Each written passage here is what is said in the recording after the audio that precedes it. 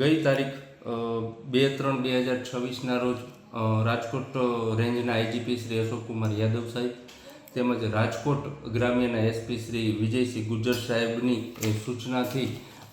અખાદ્ય પ્રધાનોની ડ્રાઈવમાં આજુબાજુ મિલાવટ બાબતે SOG PI Pargi તથા પીએસઆઈ પીબી મિશ્રા તથા એસઓજી સ્ટાફ વિપુલભાઈ ગુજરાતી વગેરેનાઓ ડ્રાઈવમાં હોય, જે અનુસંધાને હકીકત મળતા ગોમટા ચોકડી ખાતે કોરેવા મિલ્ક પ્રોડક્ટ લિમિટેડ આવેલું છે, જેના સંચાલક છે મુકેશભાઈ જમનભાઈ બાલદા. તેઓને ત્યાં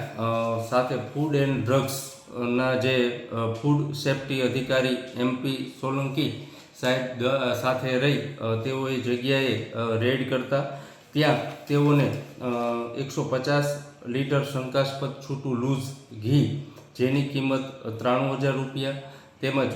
108 લીટર પ્રસંગ દેશી ગાયનું ઘી 66,962 એમ કુલ મુદ્દામાલ 1,59,962નો મળી આવેલ, જેવો મિક્સ કરી જેઓ અનુસંધાને ફૂડ એન્ડ સેફ્ટી અધિકારી સોલંકી સાહેબ દ્વારા જરૂરી સેમ્પલ લેવામાં આવેલા છે અને આ બાબતે આગળની કાર્યવાહી હાથ ધરવામાં આવેલ છે.